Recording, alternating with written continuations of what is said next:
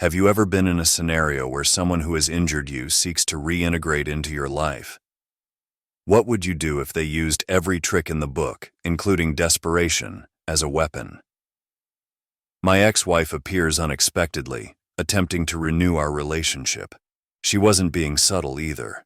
There she was, trying to entice me back into her life as if nothing had occurred. None of the agony, betrayal, or heartache mattered anymore. It was wild. My wife admitted to having a drunken one-night stand last week, which has transformed me into a robot. My wife, Kate, 30 female, and I, 32 male, have been married for 4 years and have been together for 9. Our partnership has been incredibly loving and supportive. We communicate well and rarely disagree, and our bedroom life has grown stronger. We had previously discussed cheating, and I was always clear that if it happened, we would end our relationship. Kate went home to see her family last weekend, which was very routine. We briefly fought about keeping the house tidy before she departed on Friday night, so communication was limited. On Saturday, I knew she was meeting some friends at a bar. I trusted her completely, so I didn't think anything of it. Before I went to sleep, I texted her, wishing her a good night. When I woke up on Sunday morning, I noticed a missed call from Kate at 4 a.m. I quickly contacted her to see if she was okay, but there was no answer.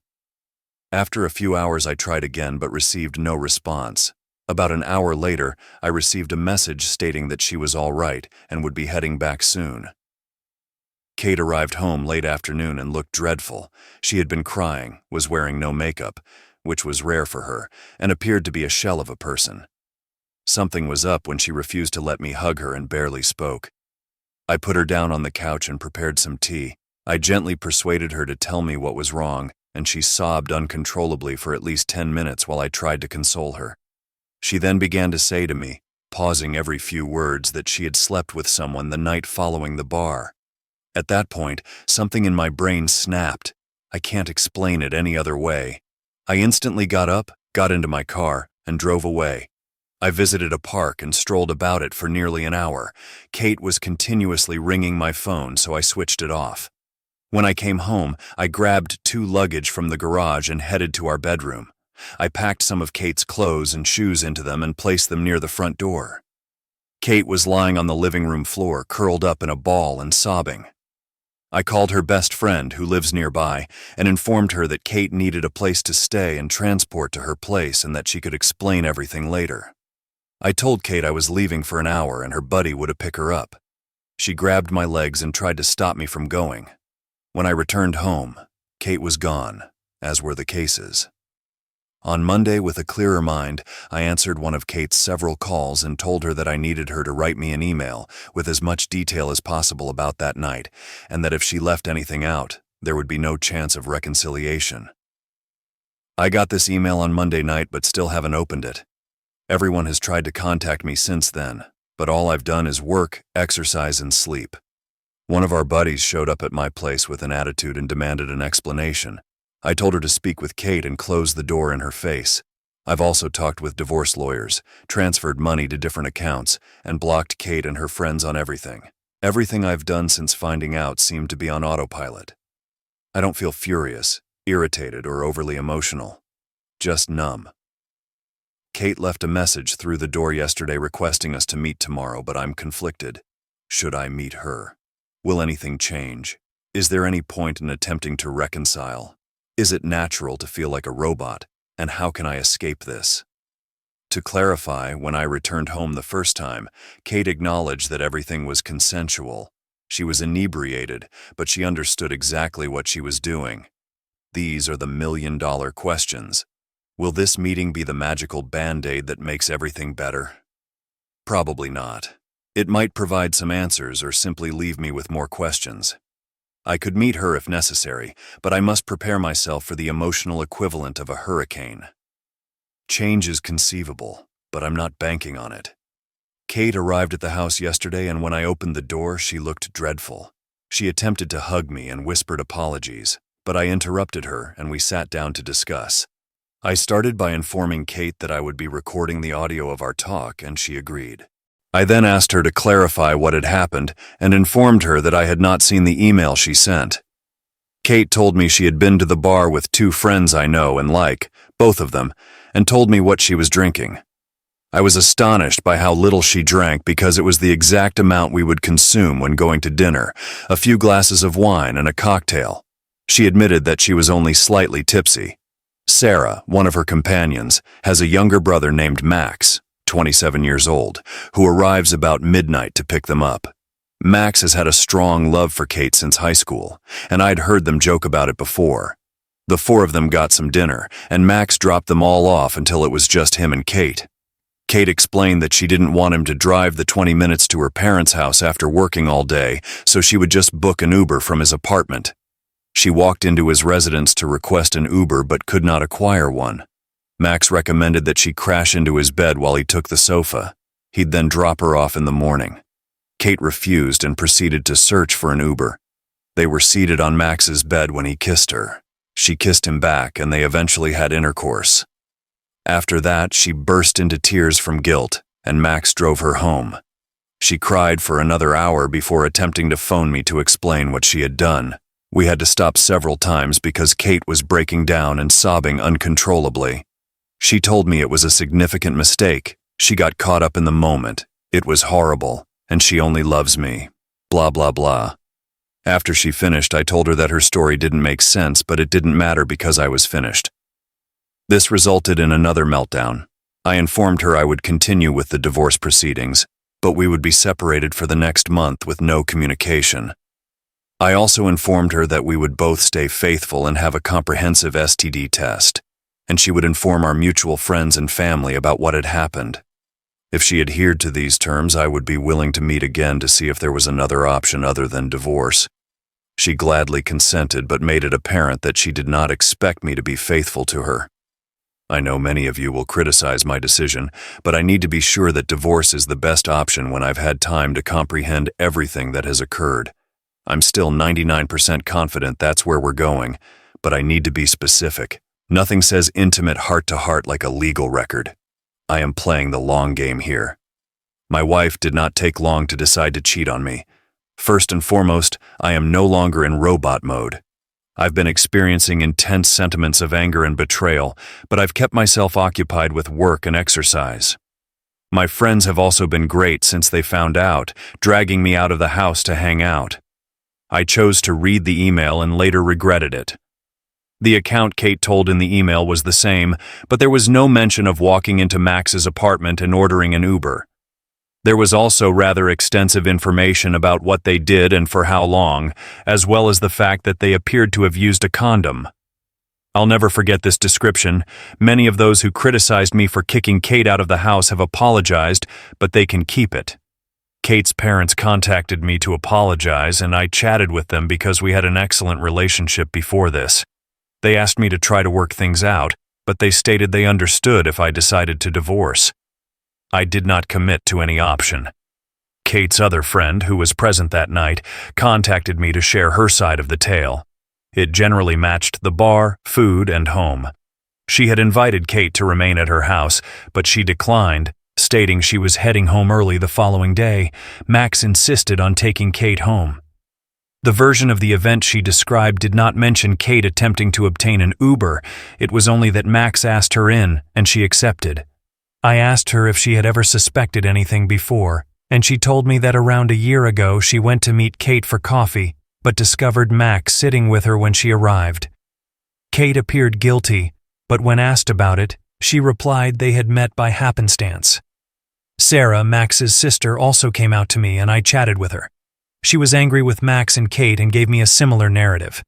Her entire family is upset with Max, and she hasn't spoken to Kate since finding out. She apologized on behalf of her foolish brother, claiming she had urged him to keep away from Kate since high school. She thought nothing else had happened between them. I have had no touch with Kate, but I heard she was moving into an Airbnb near our house. She does not appear to be dealing well, as she has called in ill to work several times recently. She has assistance from the friend she is now staying with, and I have asked her parents to keep an eye on her. Her parents visited her this past weekend. I went out with some buddies over the weekend and ended up getting intoxicated in a bar. I was talking to a female there who I might have quickly gone home with, but I stopped because I wanted to maintain my self-esteem. Reading the email and hearing what they had done made me give up hope of resolving this, mainly because I knew she wasn't honest with me about other things. So, who knows? I will proceed with the divorce and may not even wait a month before informing Kate that this is my final choice. Nothing beats a good workout to keep me from flipping tables. And yes, the expense date. Hindsight is always 20/20, I suppose. Reading that email appears to have been the final nail in the coffin for any possible reconciliation. Why wait a month when I can end the divorce now? Kate emailed me last week, asking me to pick up some items she required for work. My lawyer advised me not to restrict her access to the house or her belongings, so I grudgingly agreed that she might come over on Thursday night while I was at the gym. I instructed her to go by 7:30, but she was still there when I arrived home at 8. When I got in, she had left a few work-related items near the stairs and was chopping veggies for dinner. She looked stunning with her hair and makeup done and wearing one of my favorite outfits.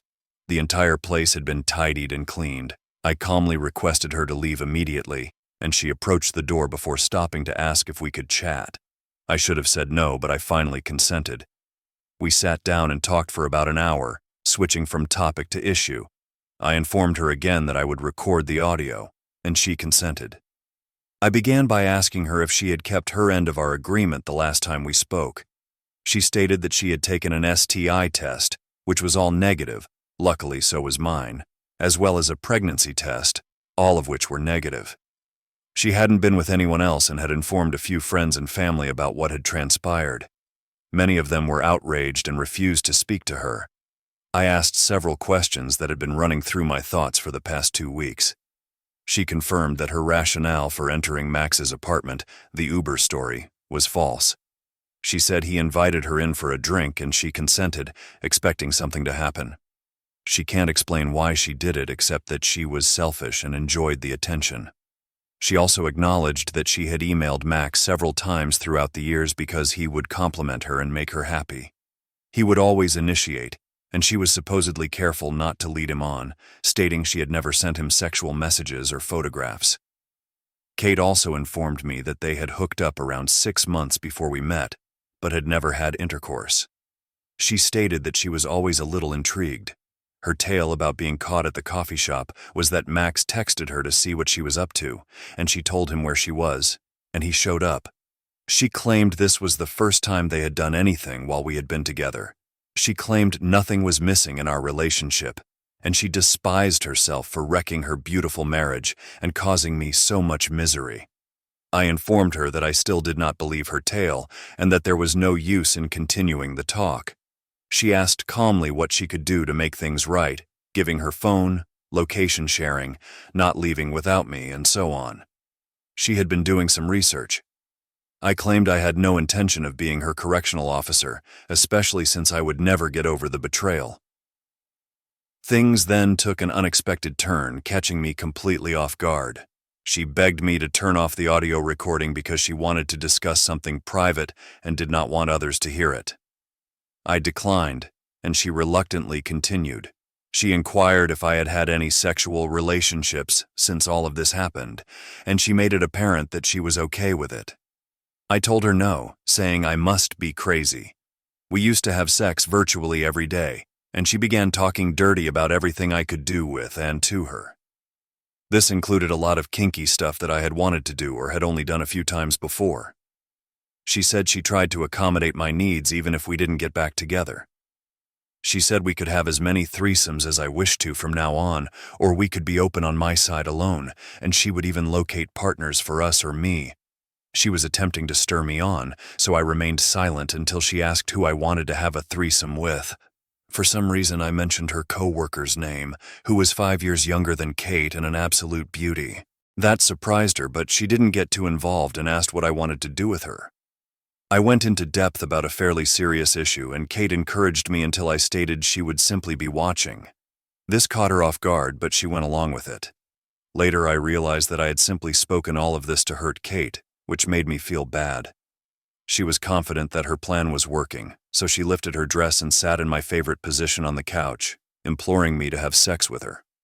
I'll admit that my body reacted for a few seconds despite my mind not engaging in the game, Everything became apparent and the contents of her email flooded into my mind. I can't understand why, but I started laughing, not just a chuckle, but a full-fledged belly laugh. She looked hurt, moved away, and began to cry. I told her it was time for her to leave, and she did so swiftly, most likely owing to embarrassment. I also told her she needed to hurry up and hire a lawyer because we were getting divorced. After she went, I realized I had dodged a bullet. I have a meeting with my lawyer later this week, and I would like to proceed with the divorce as soon as possible. That left no room for imagination. Here's to moving forward, laughing at the silliness, and leaving Kate's too little too late offers in the past. The past few months have been difficult, and I've only seen Kate in person a few times. After a few weeks of no communication, I felt we should talk with a clearer head. We went to lunch and had a peaceful, courteous discussion about what had transpired and what reconciliation would look like. Kate stated that she would do anything to get things back on track, and I believed her, but I did not commit to anything. Kate then requested that I accompany her to her therapist, who had experience working with married couples. I pondered it for a few days before consenting. The session was challenging, with many tears, but I didn't obtain a clear answer about why Kate had opted to deceive. The therapist was remarkably fair to both of us and non-judgmental. We discussed reconciliation, but I informed her that I thought it was best to go ahead with the divorce. Last week, I drove to her parents' house to return some tools I borrowed from her father. We had planned for Kate to be there and her parents to go out for a few hours to allow us time to talk. I spoke with her parents alone. They were heartbroken, which was difficult, but they were both quite supportive. During the conversation with Kate, I made it plain that I had given it much thought, but I wanted to proceed with the divorce. It came down to the fact that, in my opinion, we would never be able to return to where we were, and I honestly don't see myself ever getting over the betrayal. Even if we could rebuild trust, it would require a decade of hard work, which is too risky for me. Kate eventually agreed, and we calmly discussed how we would divide assets, sell the house, and email our separate solicitors. We parted on excellent terms. The divorce should be finalized by the end of the year, and the house will be listed for sale shortly. In the meantime, we will maintain no contact and agree to begin dating once everything is finalized. I've had a couple of casual encounters, and it feels strange to be single again after so long. I've been going to the gym, spending much time with friends and family, and getting back into my interests. I am optimistic about the future, and while I am still devastated by the loss of my marriage, I believe it has helped me grow as a person. I finally realized that enough was enough and decided to move forward with the divorce. And, hey, casual hookups are just a little preparation for returning to the dating game. I feel I'm doing everything right by focusing on my health, spending time with loved ones, and getting back into my interests. I am optimistic about the future, and it is evident that I am on a path to finding myself. That concludes today's video. If you enjoyed this journey or can relate, please like and subscribe for more updates and stories. Please share your experiences in the comments section below. I would love to hear from you.